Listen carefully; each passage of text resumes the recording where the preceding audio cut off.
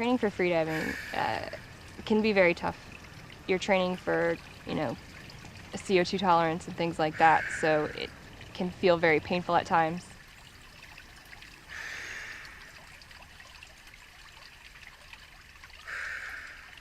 When you don't allow your body to take that breath that it so desperately wants to, it kind of feels like you're killing yourself. Literally like you're killing yourself.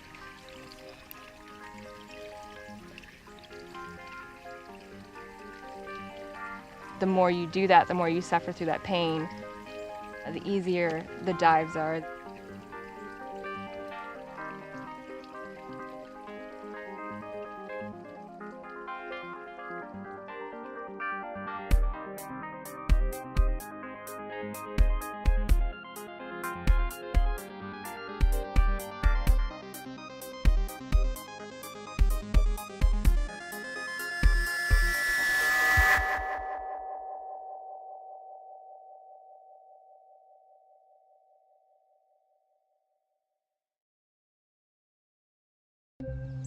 When I was younger, I picked up mono from school, like most kids do. I eventually had to get pulled out of school because I couldn't even attend school. Just trying to do simple things that I was used to doing would lay me out for days on end. I was finally diagnosed with an immune disorder. After being inactive, not athletic for so many years, just walking on a treadmill was really, really difficult. But just really slow progression over time, I started to be able to be more physically active without having any of those dramatic repercussions.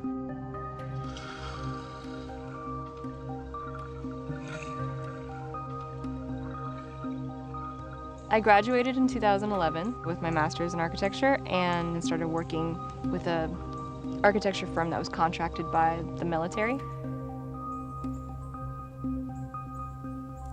As I took that job, it felt like I was selling myself out.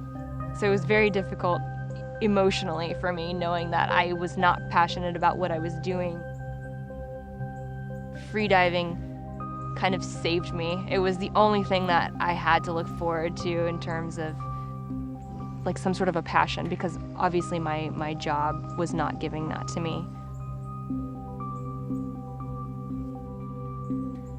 For years, I was just fantasizing about being able to do it professionally, but then there's the big question mark. How do you fund yourself?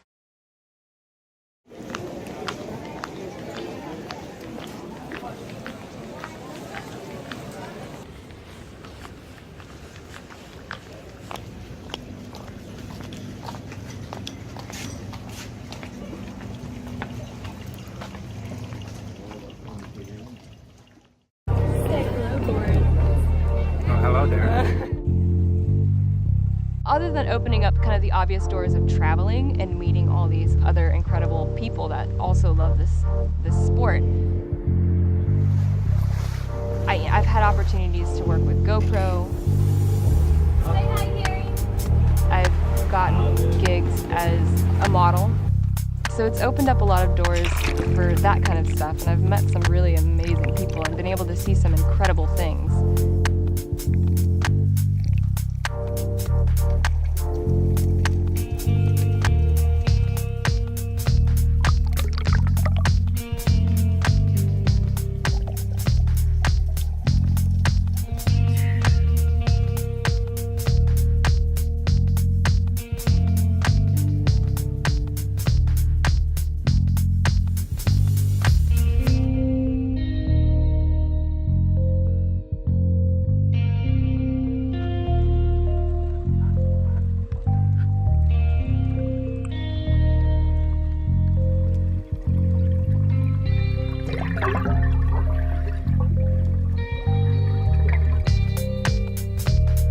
I'd always wanted to freedive with tiger sharks. They were my favorite sharks growing up, but I didn't think it was possible. I just thought it was some crazy childhood dream.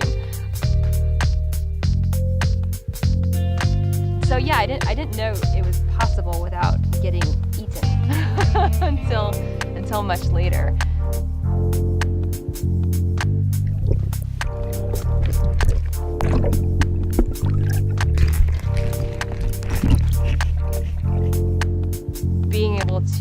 to do that was a dream come true.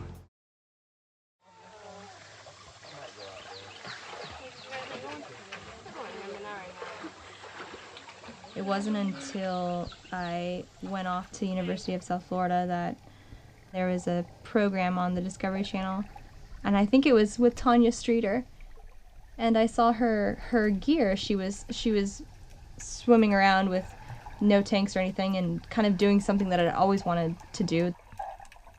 She had these really long fins, she had a very strange looking wetsuit, and a little light bulb went off, and I was like, this is a specific sport.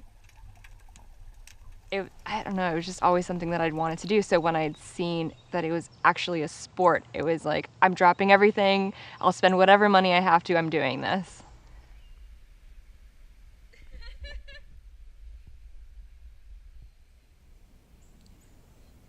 Well, I didn't know it was a possibility of being a professional freediver.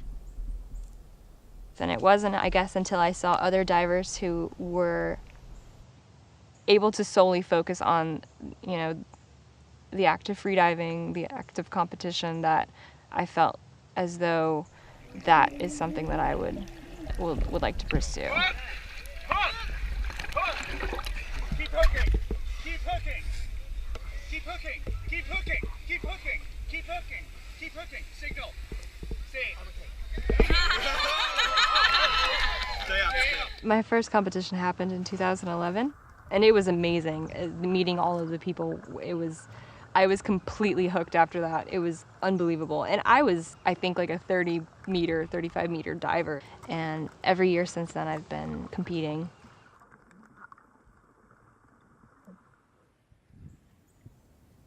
In 2013, a couple people were encouraging me to apply for the women's team, and I was like, no. I'm not a deep diver. I'm, you know, down here compared to all these other people. But with all the encouragement and knowing that there was a need, I decided to apply just to see if I would make even alternate. But because so many other divers couldn't make it, I ended up being on the team.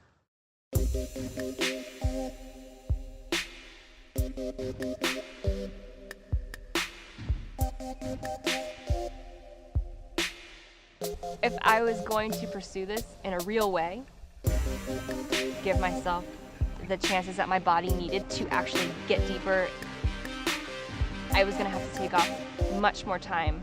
And I realized it's not fair to the firm to be asking them for so much, but it's also not fair to me.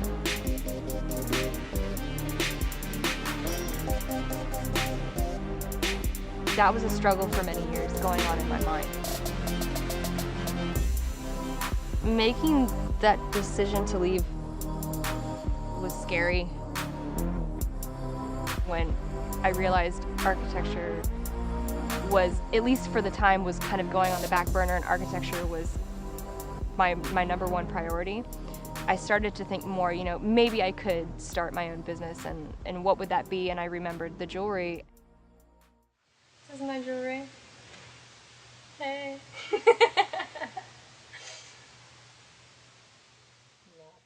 Throughout high school and everything and college, I was kind of making my own pieces whenever I could. These, I think, are my favorite. They really grew on me in Italy because they remind me now they remind me of the rocks that were there.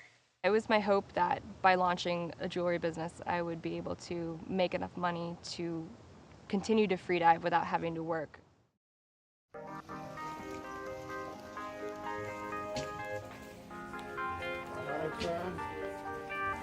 So the last competition I did was the Team World Championships. It was in Kalamata, Greece, and I was on the U.S. national freediving team.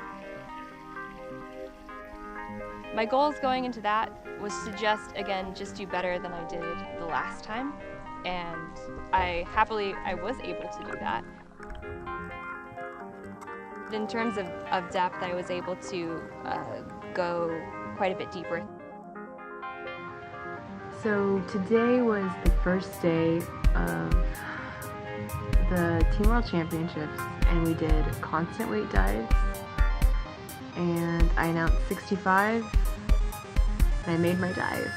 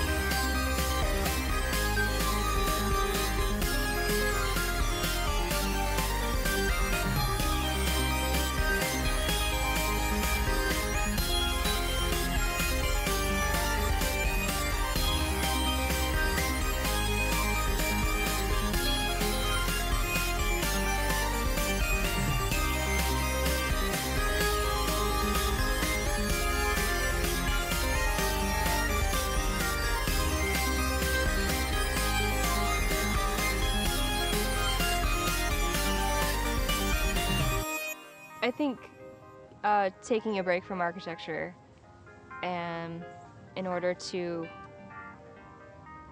pursue this goal of freediving more consistently, spending more time with it, it was absolutely the right decision for right now, absolutely.